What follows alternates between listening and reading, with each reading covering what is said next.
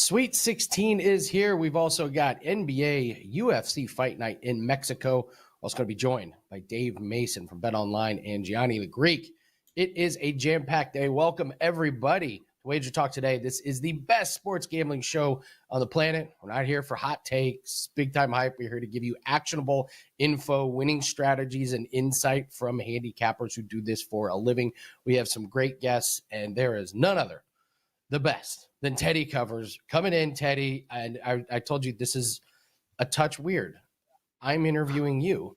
We did this the complete opposite way for so long, and now I'm sitting here interviewing you. This is great. How's everything going? Well, and to me, this is super fun because now I get to rip your open instead of ripping Prez's open. Dude, you buried the lead. It's opening day, you know? So, I mean, today for me is one of the best. We talk about these great days in sports. Sweet 16 Thursday with opening day, to me, is one of those special days. That's why the red jacket's on today, man. It's like, it's a fun day. It's a fun day as a fan. And as a bettor, there's, all kinds of opportunities with the whole 162-game baseball season just starting today. So everyone's in first place. But should be a lot of fun. One of my favorite days of the year for betting, Andy. In my defense, we don't have anybody on talking MLB today. So it's like, I really didn't have anything to tee up for MLB. But don't you worry. We've got it feels like 17 months of MLB to talk about. There will be plenty of MLB to talk. This season just goes on and on and on. But let's get into the Sweet 16 while we're doing this. Guys, hit the like button. I hate having to do this throughout the entire show. Just right now, hit the like button. We really appreciate it. It boosts the algorithm. Let's get into it, Teddy. We're going to go over Arizona and Duke, BYU, Alabama. Let's start with BYU versus Alabama. How do you see this game going down? So this is a side play for the clients. You can visit my page, wt.buzz/TC. I've been running pretty good, 71% all sports the last 12 days, over 31 units of profit. 69% college hoops heater over the last couple of weeks. So we're making money in the tournament. I want to talk about the total for this game. This one's been bet up from the opener, and that was all sharp money. We saw, open as low as 171.5. Now we're seeing 175.5, pretty much across the board on my Odds Logic live odds screen. And when you see this type of move, you don't see a lot of moves like this. Bigger moves at this time of the year. We expect the lines to come out pretty close to being right. And this wasn't. The books underpriced the number on this total, certainly for the markets. Why? Let's talk about it. Alabama's number 4 net offensive rating full season and number 1 in pace. They are the ultimate over team in theory. BYU, full season numbers, number 9 offensive rating. So we're talking about 2 top 10 offensive teams. But BYU's full season pace numbers say they're number 178 in tempo. In my mind, that number is lying. All right. Those are full season numbers. BYU down the stretch, 12-3 to the over with 1 push their last 16 ball games. Totals at 150 or higher during that span. 6-0 to the over with 1 push. So this team, BYU, has season-long numbers that aren't accurately reflecting what they're doing right now.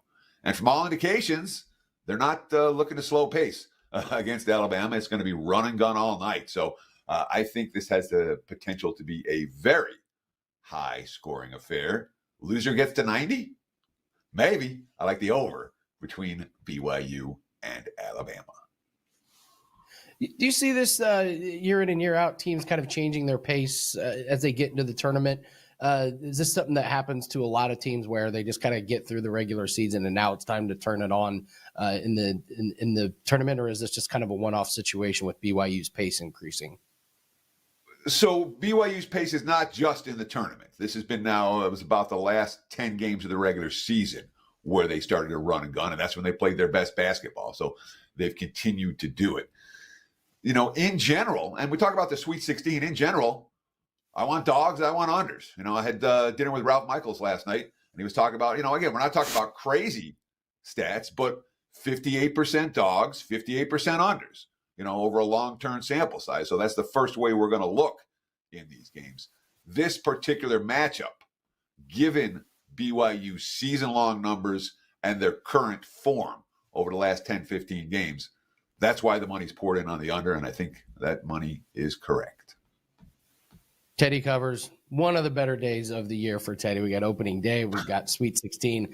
Let's talk about Arizona and Duke. Obviously, Duke and Cooper Flagg are going to get all the love and all the attention. But Arizona, tough team. How do you see this game playing out? So when it comes to Arizona Duke, I talked about this game yesterday on Bet On It. By the way, if you haven't watched this week's Bet On It, I encourage you check it out. Andy Lang, you're on it. Ralph Michaels is on it. I'm on it. Of course, Kelly in Vegas, Marco D'Angelo, Joe Ranieri, and we're all breaking down Sweet 16 games. It is WagerTalk's number one most popular show. Check out Bet On It. I broke down this game on that show yesterday. And I started it this way. All right. My analysis started like this. Duke is a hard team for me. I haven't played honor against them in the tournament so far. I think I've only played honor against Duke once all year. Why is Duke hard for me? Well, simple. Yes, they are that good. And yes, the betting markets aren't sleeping on how good they are. This isn't a value-laden team. All right. They're not a team. All right. There's a ton of value on Duke right now. There isn't. They're laying 9.5 to a really good Arizona team. Arizona's no pushover. So, am I inclined to back Duke in this price range against this team? Hell no. Am I excited about fading them? Not really. That being said, if I have to play the game, I can only take Arizona. All right. This is a rematch of a game that was played earlier in the season at McHale Center in Tucson. And that game was kind of a turning point for Arizona's season. Duke destroyed them in that game. It was 69-55 was the final. Arizona couldn't score. Caleb Love was shut down. And that was the game after which Tommy Lloyd was like, it was a tough night for me in the program. We got to figure out why the pieces aren't fitting together. We got to figure out what our certainties are and these things we have to have. And over the course of the next couple of days, there are adjustments we need to make. We're going to find out what those are. Well, Lloyd did that. That game was the turning point for their season. And after that, pretty much the rest of the way, or most of the rest of the way, Arizona was a bet-on squad. And the key is, of course, the development of the bench. They had injuries early. They lost their big man who was supposed to be a stud, the guy who was supposed to be able to contain Flagg in this ball game. And the bench production, the role players just weren't there early in the season. The Carter Bryant, Henry Vassir, Anthony Delorso, Toby Awaka combined 2 of 7 shooting in the first meeting. Well, that quartet against Oregon last Sunday, 32 points, 11 to 22 from the floor, 22 rebounds, 3 assists, 3 steals. The depth is there for Arizona right now. And Arizona showed me a lot in that win over Oregon. And they've done it before. But the dig deep, the respond to adversity, it's a team that has, number one, the talent level's there. And number two, the mentality is there. They were smacked by Oregon early on in that ballgame and rallied back. Oregon gave them everything they could handle, and they made the plays down the stretch. Caleb Love. Us going down early, we never panicked. We never altered anything. I just think we were so poised throughout the whole game. No one was worried about anything but finishing and winning. So it's certainly an Arizona team that's shown character. It's an Arizona team I think is better than they were in the first meeting. I don't step in front of Duke likely, but I think this number is a little bit too high. Arizona plus the points if I was going to get involved in this one. Love it. I'm with you. Listen, I took an under on Cooper Flagg points. So I'm not scared to fade some of these teams either as well. That was on the Bet On It show that we talked about. Do you have any takeaways from the first 2 rounds? Any difference in the way you bet the Sweet 16 compared to some of the earlier rounds with obviously tougher matchups the later we get into the tournament? Yeah, it's a really tough matchup. And I just jotted down some Sweet 16 thoughts. I talked a little bit earlier about Ralph Michaels looking at dogs and unders, both of them. Again, not crazy numbers, but 58% long-term for dogs and unders in the round of 16, the Sweet 16. So that's the first way we're going to look for a lot of these games. Look, I get it. It's all SEC, Big 10, Big 12. There's only one ACC. I'm not buying into the mid-majors are dead theory, by the way. Even this year, Colorado State was good enough. Drake was good enough. Colorado State obviously had the tough end game against Maryland. Drake had a tough matchup, but I don't feel like mid-majors are dead forever because this year's tournament didn't feature mid-majors in the Sweet 16. If we're going to quote Aaron Rodgers, relax. It's a damn short sample size. We're talking about, the last 2 weeks means that all the mid-majors are dead. I don't see that the case. That's the case. The top 8 Ken Palm teams are all alive. Maryland's 10, Arizona's 13, Kentucky 15, Purdue 16, Michigan 20, Ole Miss 21. So, 14 of the top 21 teams in Ken Palm are still alive. There were two bad teams still standing. That's BYU and Arkansas. And both of those teams, you can argue they're undervalued. They both played their best ball down the stretch and have the talent level to compete, even though their full season numbers are lower. In general, I like betting against Cinderellas this round, but there's no true Cinderellas to fade right now. A bunch of really good teams still standing, all battle-tested, all for major conferences. I'm expecting a bunch of close games over the next two nights. And really, let's be real about it. We're in the Sweet 16, all right? There's 15 more games this college basketball season in the NCAA tournament. We obviously have that tournament in Vegas next week and NIT and that kind of stuff. But what are we going to find? Half a dozen good bets between now and the end of the tournament? I'd love to find half a dozen good bets between now and the end of the tournament. This is not a scenario where I personally am going to pepper the board with wagers this weekend. We'll find a handful of good spots, but Sweet 16, I'm not going nuts betting-wise this week like you can do in those opening two rounds. Personally, I'm keeping it relatively light, over the next couple of days.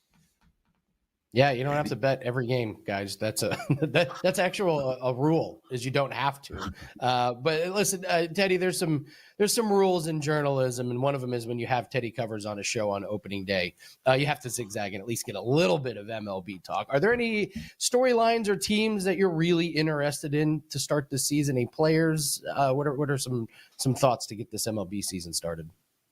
Well, we're fading the Yankees from day one today.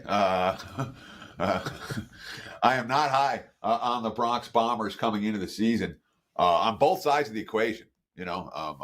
Obviously a pitching staff that's lost maybe their best two starters is likely to have some issues early on.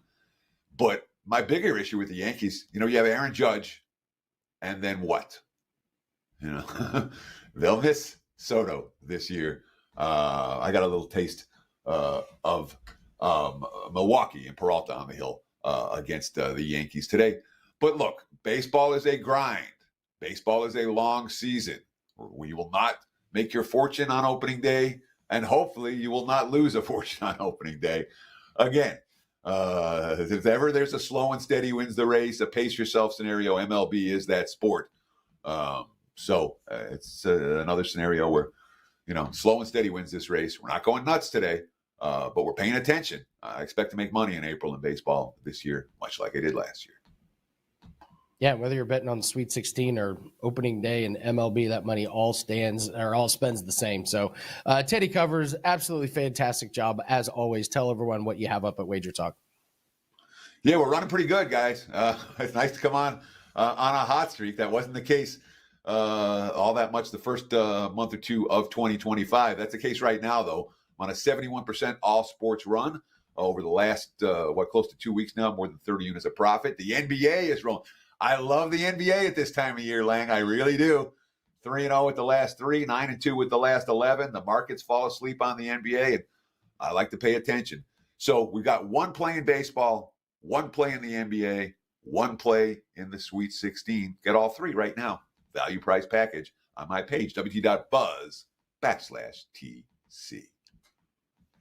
Thank you so much, Teddy. And yeah, if you got flex picks, Teddy would be a great nominee to use some flex picks for today, or get that one-day pass to get all of Teddy's plays. Thank you so much, Teddy.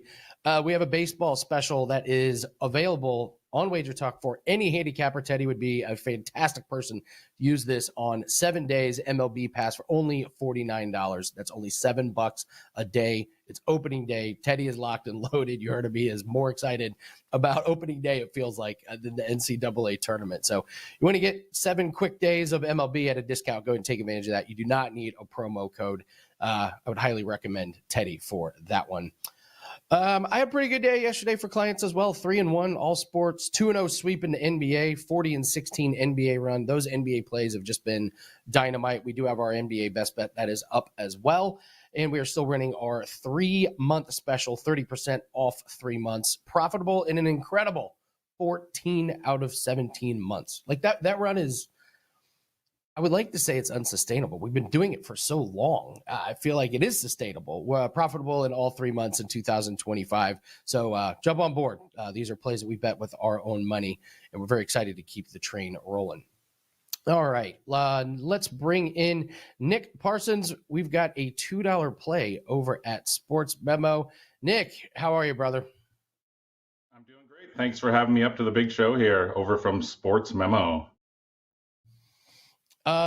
So it's $2 Thursday over there, Nick. And before we get into your free play, listen, you're on an incredible run in some of these sports. Number one in NHL. Not only are you like being number one is fine, but up 70.8 units is incredible. Congratulations on that season.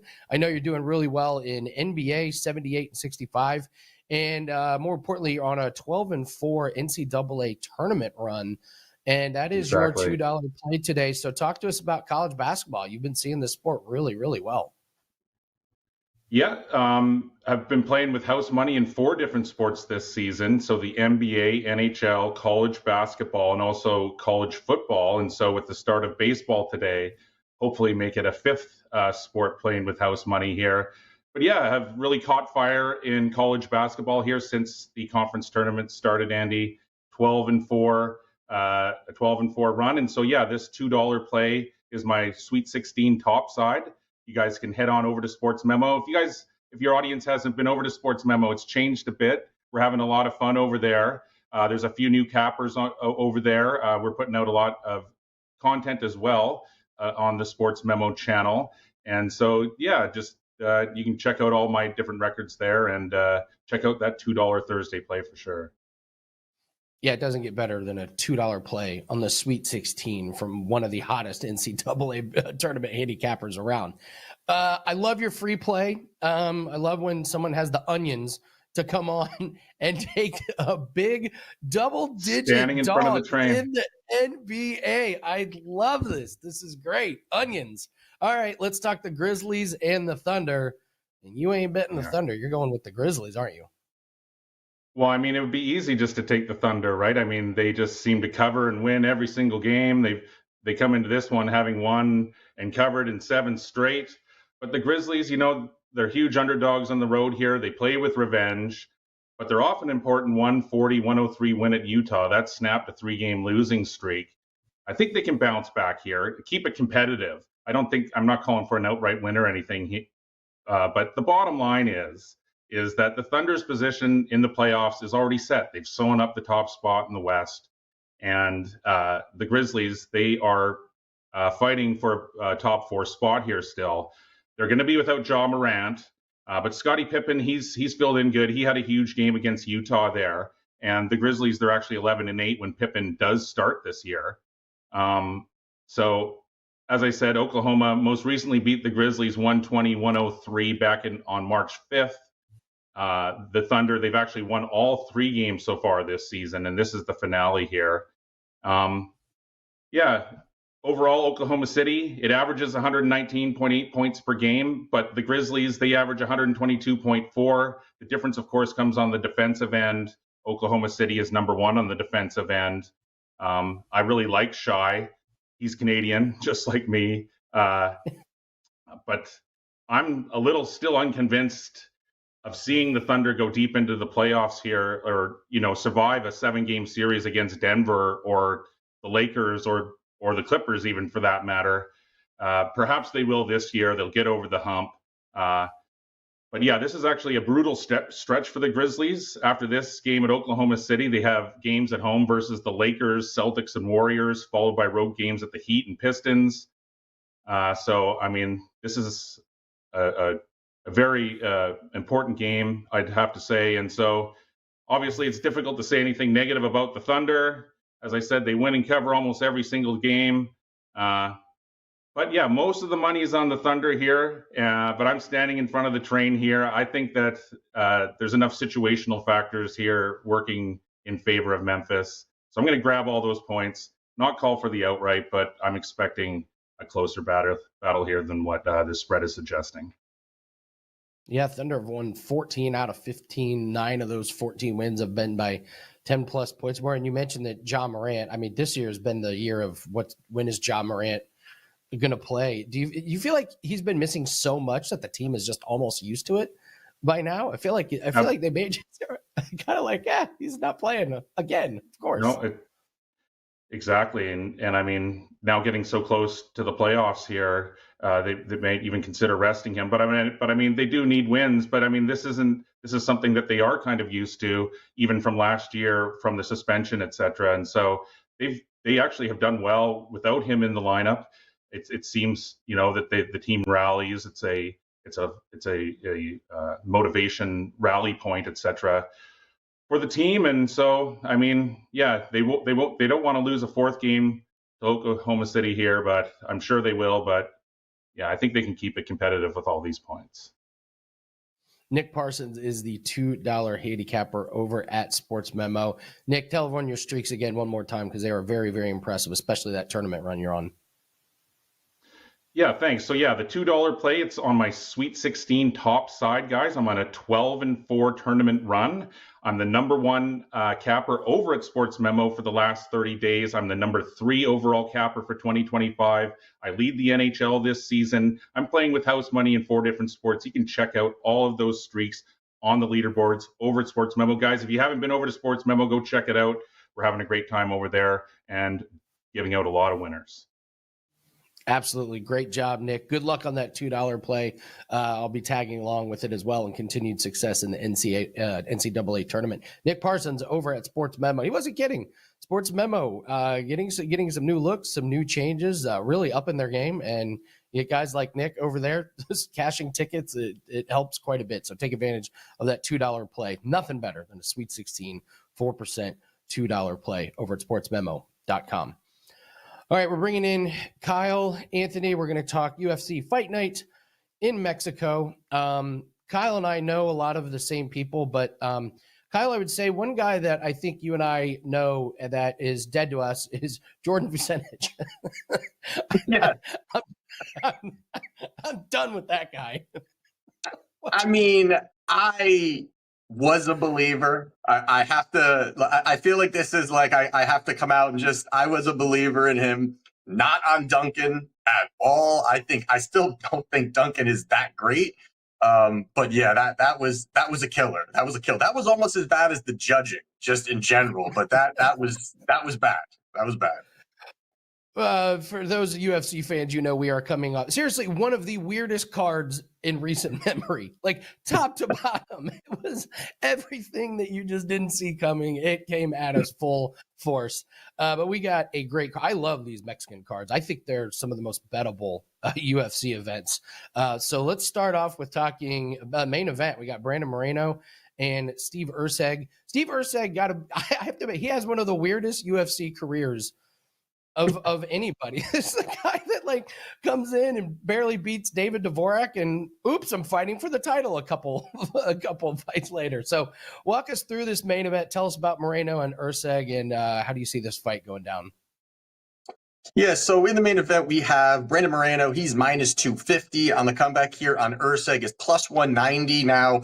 Definitely have this line opening up around minus 175, and money has consistently come in on Moreno, pushing this to a minus 250. I'm sorry.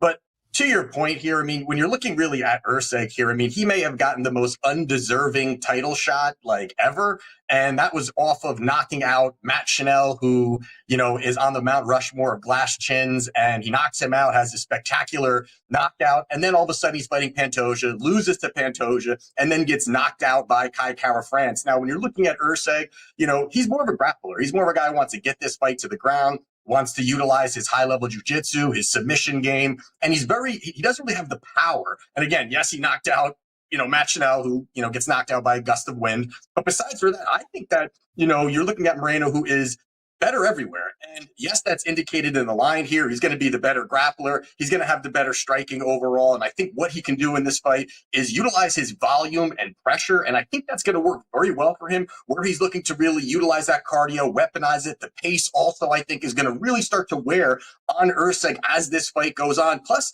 I think that Erceg wants more of a, if it stays standing, really more of a technical, rangy type of fight. That's not Moreno. He's going to be coming in guns blazing. He's going to be swinging. He's going to force the action here. And that's one of the big red flags on Urseg is his durability. Now, he's only been knocked out one time in his career, or finished one time in his career, and that was his last fight. But besides for that, he gets rocked, wobbled. He doesn't absorb shots very well. I think that you're going to see Moreno pushing that pace, really forcing the action. And I think that's where he's going to find a lot of success. Moreno has the better boxing, has the durability to win in those exchanges. And plus, this will be, like you said, Andy, this is going to be in Mexico. I think Moreno is really going to push that type of pace and really look to put a stamp on this here. And I think Urseg is there for the taking to be put away. So getting off the minus 250 number, you've got Moreno inside the distance, is sitting around plus 240. Out of 5 rounds, I think he finds that finish on Urseg. I love it. You mentioned like Steve Urseg, one of the most undeserving. Pantoja's fought 2 of them in a row. He gets Urseg, and then they bring in the guy from Risen to make his UFC debut massacre, like a title shot, like nothing, no tune-up, no warm-up fight. I don't know what they're doing with Pantoja. I guess they're just out of guys to fight. I honestly think it is that. I think that is. I think they're looking for like, all right, who can we kind of bring in here? And kind of like I said, he's beaten, he beats Dvorak and Chanel, and all of a sudden he's fighting for a title. It's like, it doesn't make sense, but that might be a little slim pickings in the division, I think. Absolutely. We've got another fight to talk about, but Kyle, tell everyone what you have up at WagerTalk for this weekend.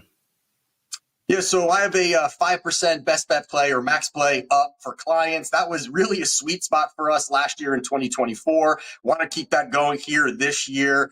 Like the spots that we have 4 plays up right now, have some plus money in there as always, and going to probably add to it. Like you're saying, Andy, I think there's some good spots here. I'm watching line movement, seeing what we're going to be able to place our money on. So going to be adding to that, but have 4 plays up now, have a 5% play in there. So check it out. All right, we're going to get to your next fight. And this is where we kind of go ESPN first take, because you're talking about the fight that I actually talked about earlier this week, and we are on completely different sides, but this is fun. This is what makes it great. So we're going to talk Ronaldo Rodriguez and Kevin Borjas. You like Borjas at the plus money. Talk this one out for us. Yeah, so we got Ronaldo here. He is minus 160 on the comeback. You got Borjas plus 135. Now, both of ththese guys are newcomers to the UFC. You've got Ronaldo, who was 2-0. You've got Borjas, who was 0-2. And I do think that recent, really the recent results is what's pushing this line a little bit further than it should be. And when you're looking at it, you've got Ronaldo who, has those 2 wins, but he went out there and beat, Dennis Bandar, who I am not high on at all. I don't think he's very good, even UFC caliber. But Bandar went out there, he outlanded him 41-31, got multiple takedowns. It was looking like he was on his road to really winning. He gasses. He's not a good fighter. And credit to Ronaldo for going out there and getting the finish. And then after that was Ode Osborne, who, he's a good fighter, explosive. But again, he's just not really getting to what we all thought he was. But even in that fight, he goes out there, he hurts Ronaldo. He had a chance to even, submit him at a point and loses a very close decision. So it wasn't even really the greatest performance, at least in my opinion. And then, you've got Borjas, who fought 2 really strong guys in Joshua Van and Alessandro Costa. I'm high on those guys overall, but I think stylistically here, each of them do have their advantages. I think that, Ronaldo can utilize some of that grappling, and then in the other side, you've got Borjas, who is going to have the better striking. But I think that Ronaldo has to get takedowns. He just is forced to get takedowns here. And it's not really something that he's that good at. If the fight gets to the ground, he's high level, he's very good with his jiu-jitsu, but his wrestling really lacks there. And I think that's where this fight does play out on the feet. And I think that's where Borjas going to be far better in the striking. He's going to have the faster hands, 3-inch reach advantage. I do like his striking overall. And I think that Ronaldo, if it stays on the feet, he is just wild. He's reckless. He's there to be countered. So I think Borjas can keep it standing. And I think he should be the slight favorite here. I did talk about this or give this out on my page at WagerTalk at plus 150. So you are seeing the line move in a little bit here. But I do like Borjas here, and I think he gets a job done. I love that Ronaldo Rodriguez had his first pro fight when he was 17. I was trying to put myself in that position if I was 17 and they were like, "Hey, you're gonna go fight that grown man." Like, no, Yeah, I'm some of these guys got to be a little crazy when they're starting that early, or even Rosas, who's on this card too. I mean, this kid is thrown to the UFC, in his teens. So I mean, it's kind of crazy. Yeah, he's 20 years old. And you can tell UFC's just throwing him can after can after can because they're like, he's so young and so raw, except he is UFC caliber. Let's just keep scraping old fighters off the trash heap, and let's get him some finishes at the Mexican card. Kyle, you don't give yourself enough credit for your 5% run last year. Your 5% run was like not just good, it was legendary. Like, how many did you hit? Would you hit like 13 or 14 in a row? Like, how many did you hit? Yeah, it was like 14 of 16 last year. This year I'm hitting a little bit of a speed bump here, so I'm like, that was last year. I'm really looking at this year here, but again, there was even spots where this year where I've had a minus 1,500, minus 1,600 going to the scorecards, and we lose. So it's been a little bit of that rocky road here, but I love these spots this week. And again, we do have that 5% that I absolutely plan on cashing on Saturday. Yeah, Kyle Anthony and winning 5% plays go hand in hand. So make sure you take advantage of that WT.buzz/KA. Kyle, thanks so much. Let's freaking have a better card than last week. Let's just forget about last week. No surprises, and let's keep the judges out of it. I may just start betting, keep the judges out of it. Knockouts, submissions, just keep it out of it. But I'm looking forward to it, and we'll do this again. All right. Thanks, Kyle. Good luck on your 5% this weekend. All right, everyone, got to hit the like button.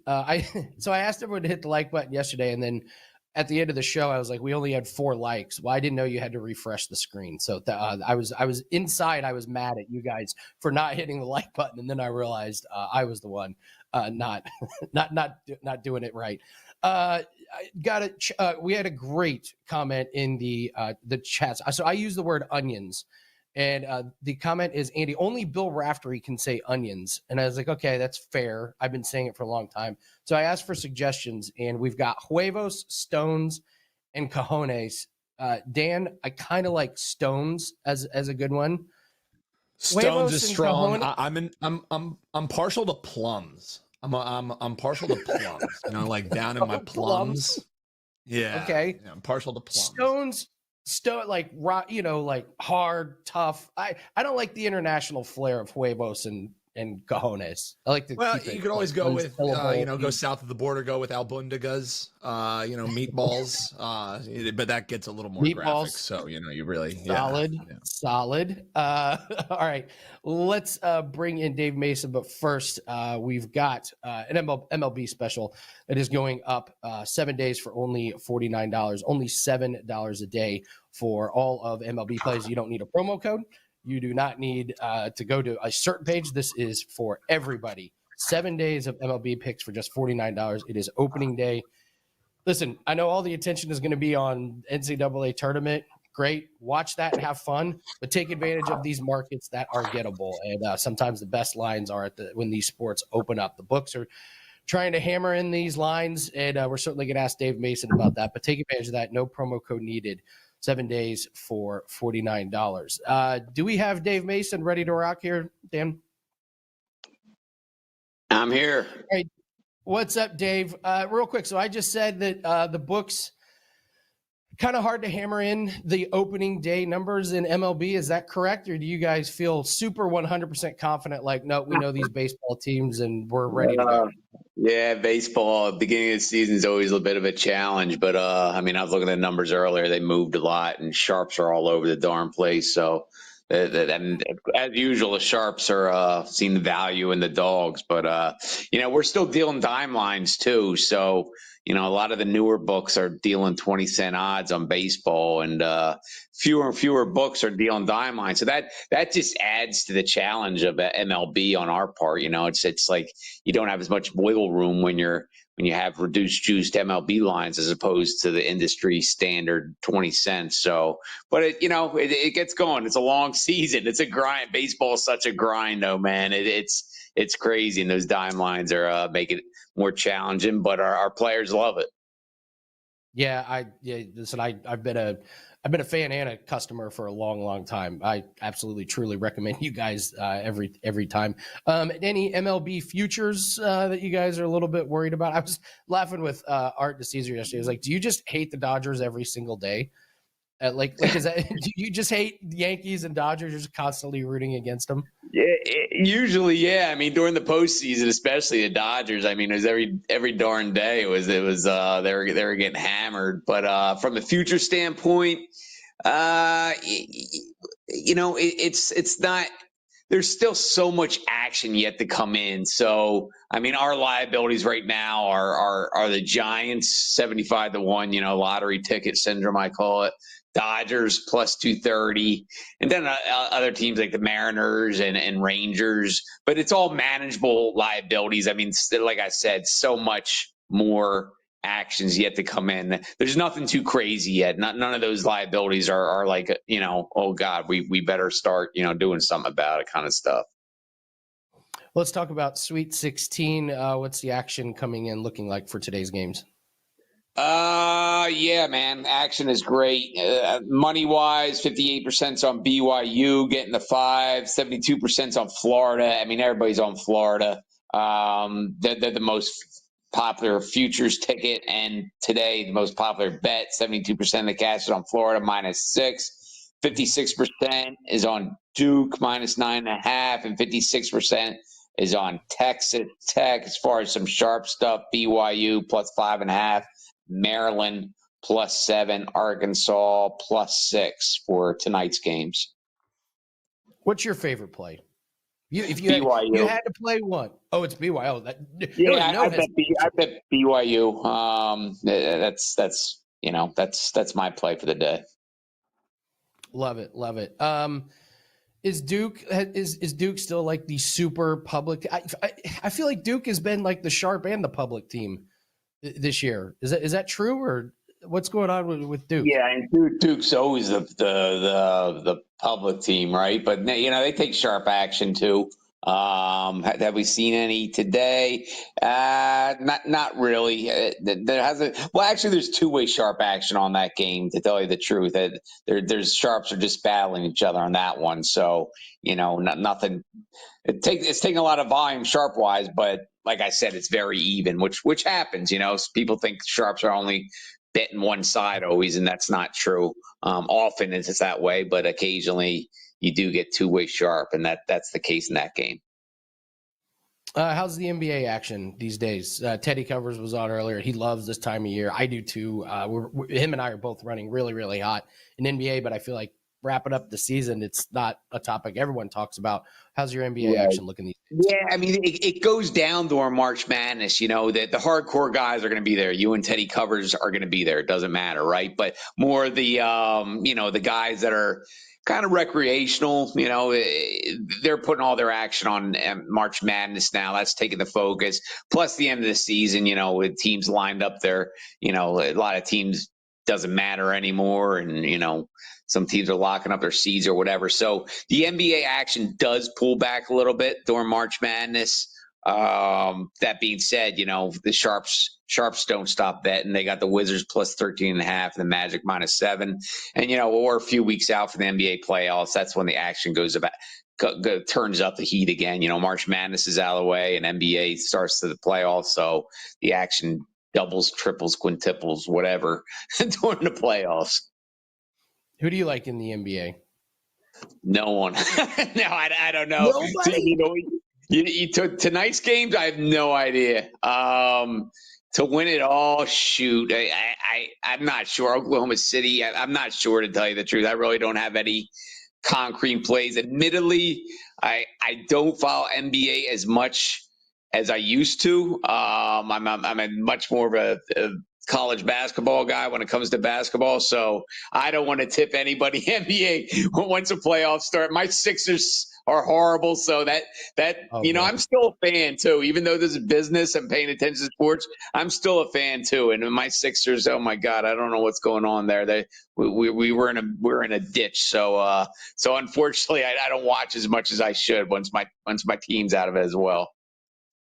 Well, you and Dan can get together and celebrate your Eagles That's right. win and That's then right. not worry about the 76ers. So Dave Mason from betonline.ag. Listen, I really truly mean this. I've been on betonline.ag for years and years and years. It is a fantastic site. Dave, tell everyone where we can find you at. Yeah, on Twitter, at Dave Mason, BOL. Come on over to betonline.ag. Like we've talking about MLB opening day, we still deal dime lines, which is very important. All the promos, all the contests, all that stuff are nice, but nothing's going to impact your bankroll in a positive fashion like reduced juice MLB dime line. So please come over to betonline.ag and maximize your baseball bankroll this year. Dave Mason from betonline.ag. Dave, thanks so much for doing this. Have a good one. Hopefully you get some sleep throughout March Madness. One last thing. Yeah. I vote for plums too. I was going to suggest that, but that's my vote. Plums. Yeah, I dropped that. I'm going to drop that today. Just hanging out in your honor. All right. Oh, I love it. Love it. Thanks, Dave. Philly's going to win today. I can feel it in my plums, Andy. I can feel it in my plums. That's right. All right, fellas. Thanks. Have a good one. We're bringing on Gianni here in just a second. We had some great comments based on our talk yesterday about professional athletes who get hurt doing everyday chores. Matt Matheny cut his thumb while he was with the St. Louis Cardinals with a hunting knife he received as a birthday gift and missed the playoffs. Matt Stairs fell up the stairs and missed games 3 and 4 in the playoffs. And then I actually remember the Chase Blackbird. He was cleaning out his ear with a Q-tip, and a reporter bumped into him and he jabbed his ear, and it he lost his hearing for a day or so. So great comments in the comments section. Absolutely great comments. I said I was going to do darts play, so we'll do a quick one. We do have an official darts play that is up at WagerTalk.com. That play goes off in about 3 hours. Free play, we're looking at Michael Van Gerwen over 2.5 180s. He went over this in all 3 matches last week. He was going after the treble 19s for a while, but I think he stopped that. He plays Aspinall. They played 2 weeks ago. MVG had 4 180s. The final score was 6-4. Went 10 legs. That's way more opportunities for 180. So Michael Van Gerwen over 2.5 180s. A couple NBA betting tips. Paolo Banchero has gone over his 1.5 made threes in 9 straight games. He's averaging 6.8 attempts. Dallas is dead last in defending 3-pointers on power forwards. And I broke down the Bulls and the Lakers game. I like this Bulls team total over 116.5. Lakers on a back-to-back. Bulls have scored 121 or more in 4 straight. They're number 9 in offense last 10 games. So there's a couple NBA betting tips you can take advantage of. NBA hidden gem best bet is up. Sweep last night for us in NBA. That's a 40-16 NBA run. This NBA is just printing money, guys. It is my best NBA season I have ever had, hands down. So take advantage of that over WagerTalk.com. All right, we're bringing in Gianni. But first, real quick, listen, Gianni, I got to do this real quick. So Dan and Jesse Schul breaking are going to be doing an opening day edition of First Pitch this afternoon at 2 p.m. Eastern. So yes, we listened to you in the chat. We saw your comments. We will do an opening day edition of First Pitch at 2:00. Jesse will be giving away some client plays, and they will be taking your questions. So you need some MLB info, some actionable information. Check that out, 2:00. All right, let's bring in Gianni. Gianni, it's opening day. Love to know what's going on with baseball. It's not a sport I follow nearly as much as everyone else. Where's everyone at on opening day here? And good to see you, by the way. Good to see you, my man. On the favorites. They're betting the favorites like it's a 5-game season. That's the problem. It's opening day. You got to remember, I was talking about this on last call with Kelly this morning. It's so hard to quantify motivation. And in baseball, where they play 160-plus games, it's even more difficult to quantify motivation. What is it worth? Are they even motivated? They're playing so many games. They're playing 3-game series. But if you're ever going to get a motivated team, it's going to happen during the playoffs, and it's going to happen on opening day. That's when it matters. That's when everyone's 0-0. That's when everybody still thinks they can make the playoffs or World Series run. Reality hasn't hit home. You're not 5 games behind the first place team. And your fans are excited. You have a packed ballpark, unlike July and August when you're 20 games out. So betting all these road favorites, I think, is a recipe for disaster. And that's exactly what I'm seeing in the back end. I'm seeing nothing but 3-team parlays with the Philadelphia Phillies. No surprise. They're supposed to end up 20 games better than Washington. I get it. But it's the first game of the season. And this is what sticks out to me with that game. And I got a Phillies hat on. And Dave Mason was just on. If you look at the odds screen on Odds Logic right now, or at least on the WagerTalk free odds, you're going to see that DraftKings has about minus 155 on the Phillies, while the sharper outs have minus 145 on the Phillies. They're inviting you to bet the Phillies at BetOnline. They're not. They're discounting it compared to the square shops that won't allow the betting syndicates to bet those dogs. So again, I'm not saying the Phillies are going to lose, but pay attention to what the sharp books do compared to what a lot of the square books do. And a lot of times that's going to tell you at least where the sharp action is. And when you're getting 8 out of 10 bets on the Philadelphia Phillies and the lines dropped at these sharp books down to 145 from 170 earlier in the day, overnight it was 177, you could conclude with certainty that there's a lot of sharp money that thinks Washington wins this first game in the opener. Again, I'm not telling you Washington's going to win. Philly could go out there and beat them by 10 runs. But it's game 1 of the season. It's opening day. The home teams are even more motivated than the road teams. And even the worst teams in baseball aren't out of it yet. So be cautious. Even if they're going against the other team's ace, it's 2025. These aces aren't going 8 and 9 innings, especially the first game of the season. Your coach is not going to let that arm go out there and throw 125 pitches in the first game. It's just not going to happen. You're going to be betting on the bullpen more or less, unless you're betting first 5. So be very cautious, because that's what they're betting. They're betting the Phillies on the road. They're betting Pittsburgh on the road. This is the betting public, not the sharp bettors. The only home team they're actually betting is Arizona with the change of pitcher against the Cubs. And those teams are supposed to be pretty much even, at least when the season ends, if you look at the season win totals. And they're betting Boston on the road. They're betting LA Angels on the road. So it's those 4 road teams, 3 out of 4 road teams and 1 home team is what they're betting. And again, when the season ends, there's not going to be all that many teams that have a winning road record in baseball. There's not going to be that many teams that won 70% of their games. In fact, if you win 60% of your games, you're probably battling for the number 1 spot in your division. Rarely is there the outlier that wins 100 plus games. There's that one team in baseball that's going to win 100 plus games. I get it. But we have enough big enough sample size in baseball where teams do regress and progress towards the mean. A lot of times that don't happen in NFL. The season's too short. College basketball season's too short. So you get an outlier team that's playing above market expectations. There's not even enough time for them to regress towards the mean. They could sustain that for a sample size that's small. But in baseball, in 160 plus games, you're not sustaining that. Like, you're not sustaining an 80% run that long. It's not going to happen. So you will get teams to regress and progress towards the mean. So keep your eye on that. When a team's playing above market expectations, way above expectations in the short term, you could start fading them, expecting them to regress in the long term. That's my advice for baseball. Also, if you're going to bet any futures, stick to season win totals. The hold in, I get it. It's fun to pick the World Series winner and do that as a gamble. Toss a ticket in your pocket. I do it all the time, but I know it's a negative EV bet. I know I'm going up against a hold that's upwards of 25%. Some of those pools are 40% hold. You can't beat that market. It's unbeatable. So be cautious with the futures. They look good at 50 to 1, but you're not getting really true odds at all because it's kind of pari-mutuel betting.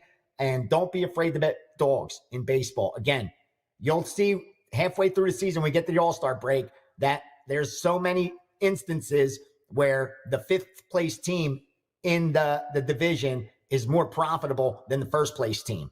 Because again, if you're laying minus 200, you got to win 2 out of 3 games to break even. And we know not many teams are going to go out there and win 100 plus games where they're winning 67% of their games. So be cautious in the baseball. In college basketball, real quickly, it's exactly what Dave said. I mean, they're coming in, betting some of these favorites. Most notably, it's Florida. Florida is the team that's getting the one-sided action, and that line's dropped. It was 6.5, 7 even. Now it's back to 6, and no surprise, Maryland's a top 10 defense.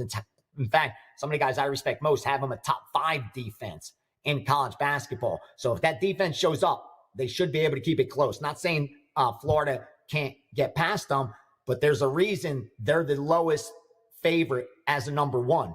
And there's a couple 1 versus 4 to compare to. And you're looking at 3-4 points higher in the case of Duke. You're looking at 3-4 points higher in the case of Houston against Purdue, even Auburn versus Michigan. It's a 1 versus 5, but it's comparable. You're laying a lot more points in those because how tough this Maryland team is. And I also agree with Dave with BYU. I know that's a sharp play, and it's just going to be balanced because there's going to be more than enough public on Alabama. I'm seeing a lot of teasers. Don't tease college basketball. Don't tease NBA, but they're doing it anyway.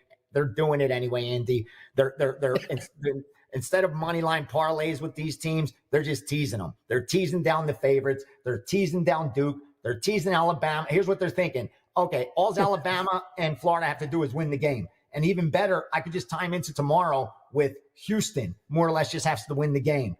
You know, that's the mentality.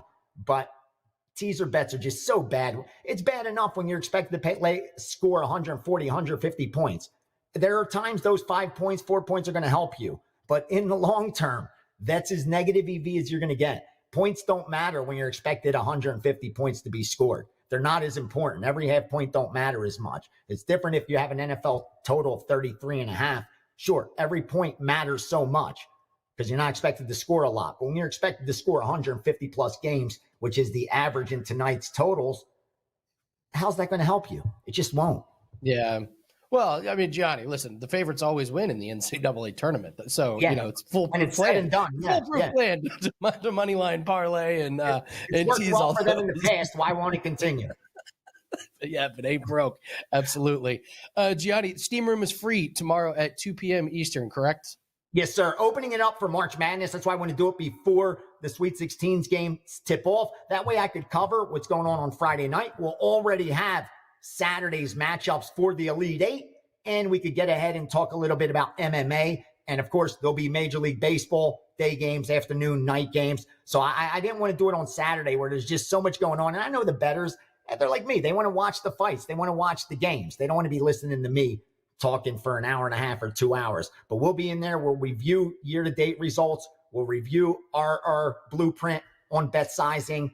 And I love doing it every week because it keeps me accountable to those who purchase or team up with me for the year, and even some shorter term packages. Makes me have to face them week in and week out, whether we win or lose.